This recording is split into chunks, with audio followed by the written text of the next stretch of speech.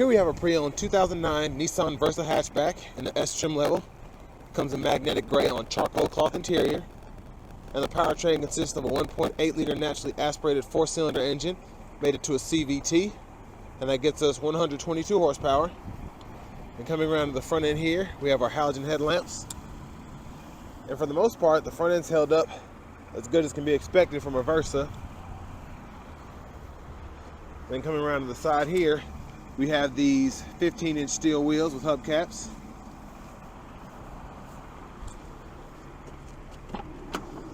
Then here we have our power door lock controls, our rear window locks, then we have our automatic windows, and then we have one-touch up and down automatic windows for the driver.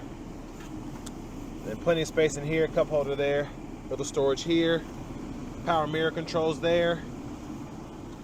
And there we have our 4-way adjustable driver's seat.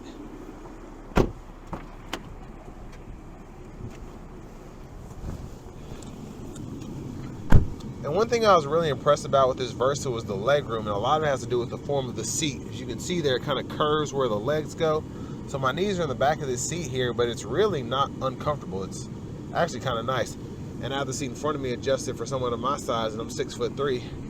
But what's really cool is the steering wheel's in the way right there. Over there, I don't have to worry about a steering wheel, so I sat up there comfortably, and then I was still able to fit myself behind someone of my size with no problem. Only about an inch of headroom though, but still very impressive for a Nissan Versa hatchback. I'm going to go ahead and pop the gas cap and the hood.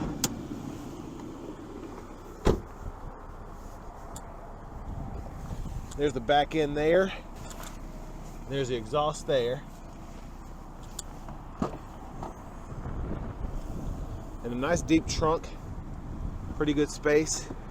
And then the mat here. All this hides the spare tire underneath there, if you ever need to get to that.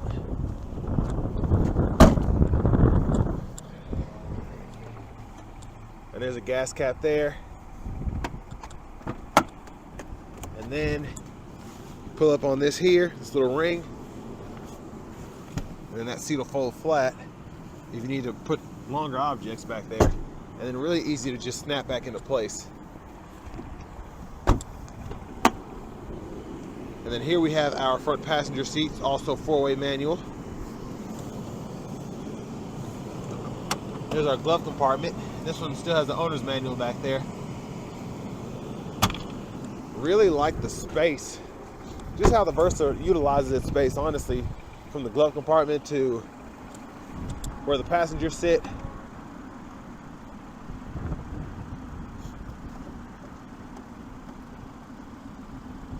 I don't know where this is. There it is. Pull it that way. And there's that 1.8 liter naturally aspirated 4-cylinder. And that's how you open that up. It's kind of weird, you can barely feel it. But let's go ahead and hop in the driver's seat real quick. So we get this vinyl wrap steering wheel here. It still seems to have held up over the years. It's freezing outside, sorry, I'm gonna turn that down. And then we have our cruise controls over here, which is nice to have on here. Just standard. Coast, set, accelerate, resume, on and off, cancel. And then over here, storage pocket in here, which you can actually put your sunglasses and a few other things because you don't have anything on the roof, so that's nice. And then you have your radio here. You get AM, FM, and a CD player. And for your presets, I like that you have 3 different groups. So basically you have 18 presets that you can customize. And there are different groups there. And then 1, 2, 3, 4, 5, 6. Volume here, power here, menu. And you can toggle your bass, treble, all of that, even the clock. Then your hazards are here. Disk drive is there. And then we have our climate controls down here. And then you can just set them like that. Fan speed here, temperature here. You can toggle your AC and your rear defrost. I'm wondering if the CD drive is messed up because I think there was a CD in there. But we have cup holders down there. And for the CVT, hit this button here, reverse, neutral, drive, and then you have like a 2 and a 1 for the revs there. There's your emergency brake. You have a 12-volt socket there. Little storage here is pretty neat for your phone. Then your cup holders here. Now to actually move the seats back and forth, there's the passenger, here's the driver's side, and this is what actually leans the seat back. And then of course you can pull the bottom bar here to move it back and forth.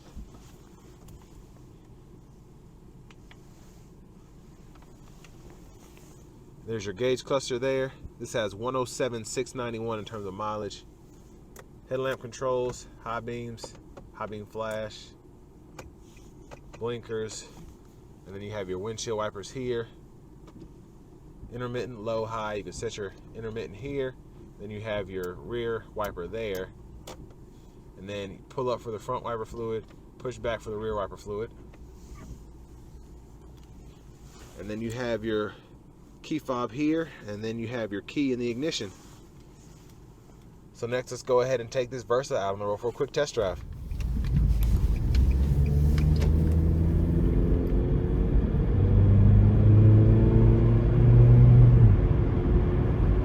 So one good thing about CVTs is you don't have to worry about shift points and all that from traditional automatics or even manuals, because it's just variable. And with this car being smaller, the 1.8 liter is actually quite a bit peppy. It just tends to groan quite a bit because it's such a small engine, but it does a job, it really does.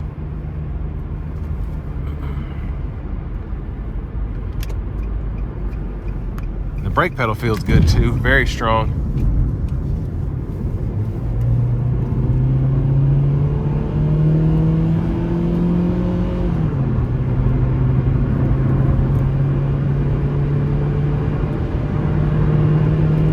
Now, I definitely wouldn't recommend racing anybody in this car, but it does have enough power to commute in. Now, I wouldn't be trying to gap anybody or anything like that, but it gets the job done.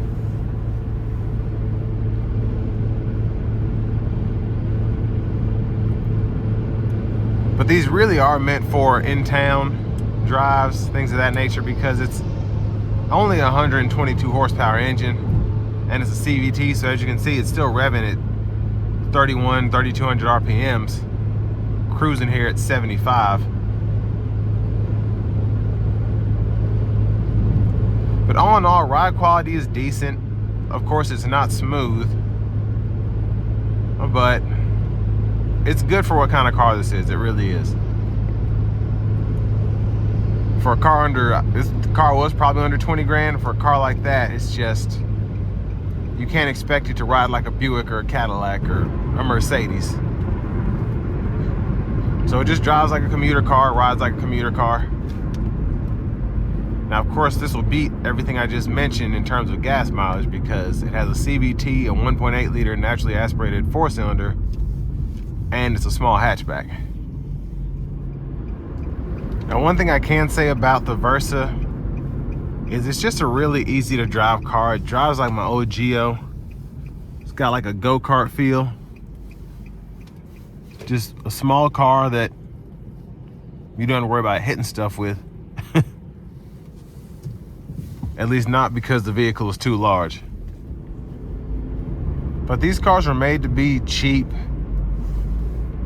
to put somebody in something that they'd have to replace or repair after a short period of time. But my girlfriend's grandmother actually had one, well, I think, no, I got rid of it. Had one of these till about 200,000 miles, and she had it since new and just kept the oil changed and all of that, and surprisingly had no problems out of this car. And hers was an 07 hatchback, I believe. So these can go for 200,000 miles. And keep in mind, hers in pristine condition. I drove it a couple of times. It drove great. I actually drove better than this one with half the miles. So that just goes to show when you're particular about your stuff, or meticulous, I should say, with your vehicles,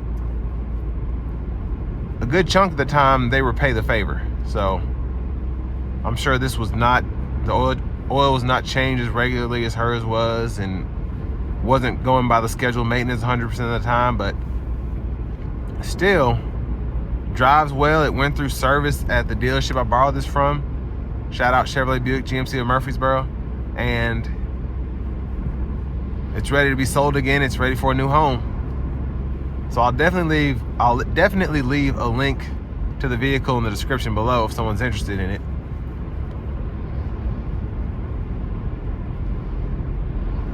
And these are definitely cheaper to fix than more expensive cars, having just their naturally aspirated 4-cylinder CVT.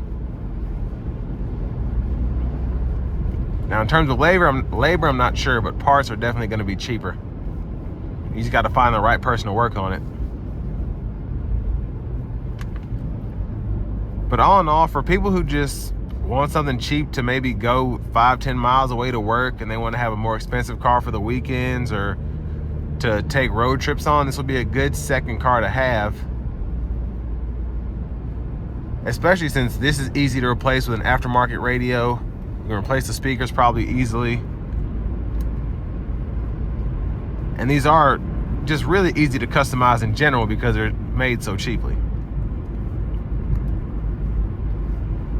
But with all that being said, this is going to bring me to the end of my review of the 2009 Nissan Versa S Hatchback.